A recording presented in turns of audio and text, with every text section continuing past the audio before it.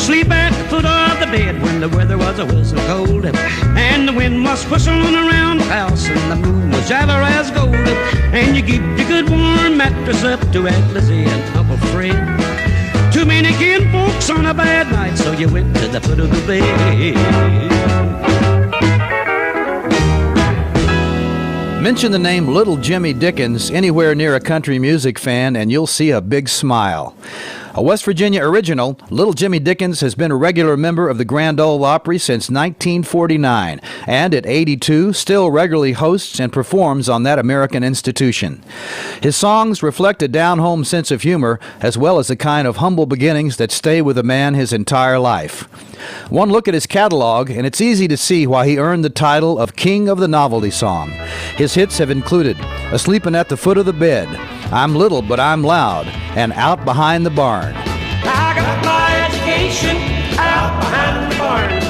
I ain't fooling, no siree, no siree.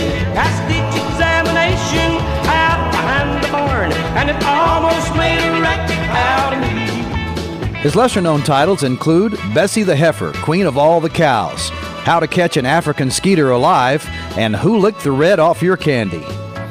Born in Bolt, Raleigh County, Dickens was the 13th child in a farming family. He began performing professionally and singing on a local radio station while studying at West Virginia University in the late 30s. He soon left school and began traveling the country, singing on radio shows in the Midwest under the name Jimmy the Kid. Roy Acuff heard Dickens on a radio show in Saginaw, Michigan, and invited him to sing on the Grand Ole Opry. In 1949, now using the name Little Jimmy Dickens, he became a permanent member of the Grand Ole Opry. That year, he also signed with Columbia Records and released his first single, Take an Old Cold Tater and Wait. The song became a top 10 hit and launched a career that included not only novelty hits, but ballads, country, and gospel tunes. In the early 50s, he formed the Country Boys, which featured a steel guitar and 2 lead guitars. The group pioneered the sound of twin leads, as heard on his hit Hillbilly Fever, that would become a signature of Nashville country music.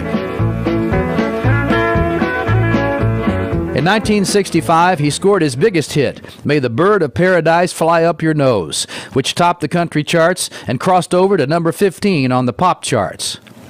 Through the 60s and part of the 70s, Dickens continued to record, and in 1964 became the first country artist to tour the world. In the 1990s, Dickens found a friend and supporter in fellow West Virginian Brad Paisley, one of country music's biggest stars.